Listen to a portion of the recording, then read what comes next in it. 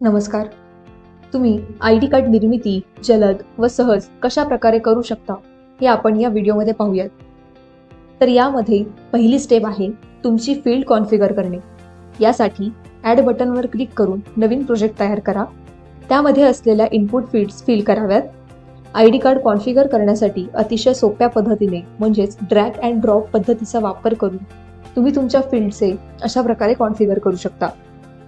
त्यानंतर दुसरी स्टेप आहे युनिक लिंक शेअर करणे. यामध्ये प्रोजेक्ट लिस्टवर क्लिक केल्यावर कॉपी URL या बटनवर क्लिक केल्यानंतर त्याची युनिक लिंक कॉपी होईल. ती तुम्ही विद्यार्थ्यांशी किंवा पालकांशी शेअर करून डेटा गोळा करू शकता व अशा प्रकारे पालक डेटा भरतील.